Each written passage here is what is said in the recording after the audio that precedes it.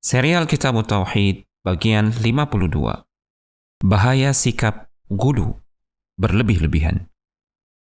Dalam pembahasan ini, Syekh Muhammad ibn Abdul Wahhab rahimahullahu ta'ala mulai menjelaskan sebab-sebab yang bisa mengantarkan kepada kekafiran.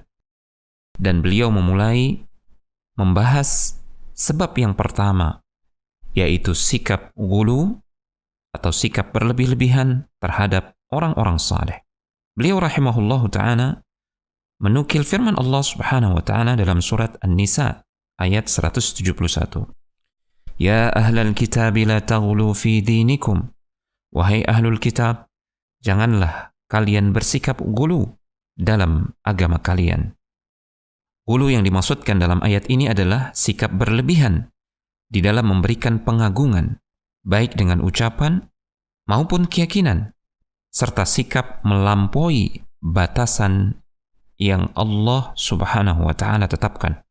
Sekalipun larangan di dalam ayat ini tertuju langsung kepada ahli kitab, yaitu Nasrani dan Yahudi, namun maknanya berlaku umum, meliputi semua umat, termasuk umat Islam, agar mereka tidak melakukan apa yang dilakukan oleh kaum Nasrani terhadap Isa putra Maryam, dan tidak melakukan apa yang dilakukan oleh kaum Yahudi terhadap Uzair. Mereka bersikap ghulu, berlebih-lebihan, melampaui batas dalam mengagungkan keduanya. Kemudian Syekh rahimahullahu ta'ala juga menukil firman Allah dalam surat Nuh ayat 23. وَقَالُوا لَا تَذَرُنَّ آلِهَتَكُمْ وَلَا تَذَرُنَّ وَدًّا وَلَا سُوَاعًا وَلَا يَغُوثَ وَيَعُوقَ وَنَسْرًا.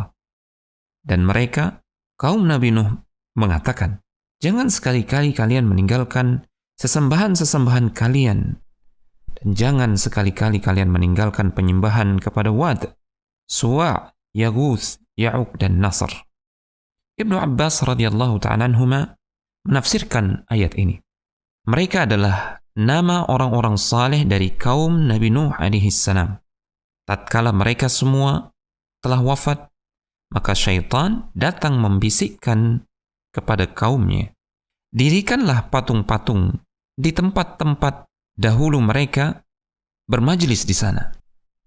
Kemudian namakanlah patung-patung tersebut dengan nama-nama mereka, yaitu Wad, Suwa', Yaguth, Ya'uq, dan Nasr. Maka mereka pun mewujudkan apa yang dibisikkan oleh syaitan tersebut. Namun saat itu, patung-patung itu belum disembah. Hingga ketika generasi tersebut telah punah dan ilmu telah dilupakan, maka patung-patung itu akhirnya disembah. Riwayat dari Ibnu Abbas ini dibawakan oleh Al-Imam Al-Bukhari dalam sahihnya. Ibnu Al-Qayyim rahimahullahu ta'ala mengatakan, banyak ulama dari kalangan salaf mengatakan, ketika orang-orang saleh itu telah wafat, kaumnya senantiasa beriktikaf atau menetap di kuburan mereka. Lantas mereka membuat patung-patung sebagai simbol yang merepresentasikan orang-orang saleh tersebut. Beberapa lama kemudian, manusia menyembah patung-patung tersebut.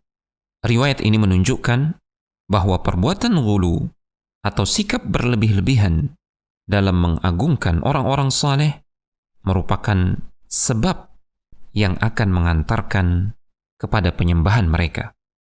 Syekh rahimahullahu ta'ala juga membawakan riwayat dari Umar bin Al-Khattab radhiyallahu ta'ala anhu, sebagaimana yang termaktub dalam Sahih Al-Bukhari dan Muslim, bahwasanya Rasulullah sallallahu alaihi wasallam bersabda, لا تطروني كما أطرت النصارى ابن مريم إنما أنا عبد فقولوا عبد الله ورسوله.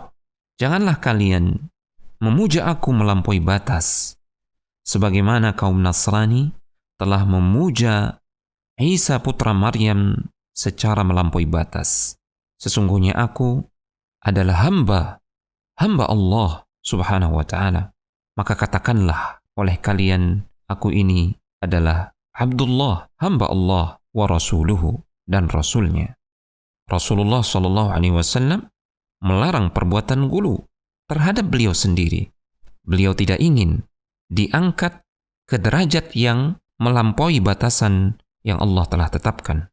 Beliau tidak ingin umatnya berbuat gulu sebagaimana kaum Nasrani berbuat gulu terhadap Isa putra Maryam, sampai-sampai mereka mengangkat Isa putra Maryam ke derajat ketuhanan, dan sampai-sampai mereka melakukan penyembahan kepada Isa putra Maryam alaihissalam. Hadis ini juga mengandung larangan keras dari sikap mengikuti atau menyerupakan diri dengan ahlul kitab. Kemudian Syekh juga membawakan riwayat dari Ibnu Abbas radhiyallahu ta'ala anhuma bahwasanya Rasulullah sallallahu alaihi wasallam pernah bersabda, "Iyyakum wal ghulu, fa innama ahlaka man kana qablakum al-ghulu." Awas, hati-hati kalian dari sikap ghulu, karena sesungguhnya yang telah membinasakan orang-orang sebelum kalian adalah sikap ghulu. Hadis ini diriwayatkan oleh Imam Ahmad, Ibnu Majah, Ibnu Khuzaimah, dan Al-Hakim mensahihkannya serta disepakati oleh Al-Dhahabi rahimahumullahu ta'ala. Di dalam hadis ini terdapat larangan ghulu secara mutlak karena merupakan sebab kebinasaan umat-umat terdahulu. Larangan ghulu dalam hadis ini juga mencakup larangan berbuat ghulu terhadap orang-orang saleh, karena itu bisa mengantarkan pada kesyirikan.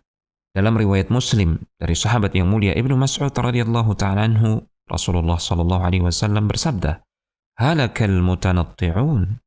Qalaha thalathan. Sungguh telah binasa orang-orang yang bersikap berlebih-lebihan. Dan Rasulullah sallallahu alaihi wasallam mengucapkannya 3 kali. Demikianlah begitu besar semangat Nabi sallallahu alaihi wasallam agar umatnya bisa meraih keselamatan dunia dan akhirat. Dan kesungguhan beliau tersebut beliau wujudkan dalam bentuk peringatan yang tegas akan bahaya sikap ghulu. Karena itu bisa mengantarkan kepada kesyirikan, terutama sikap ghulu atau berlebih-lebihan dalam memuja orang-orang yang saleh. Semoga Allah Subhanahu wa ta'ala menjauhkan kita dari sikap ghulu. Telegram channel Kristal Iman.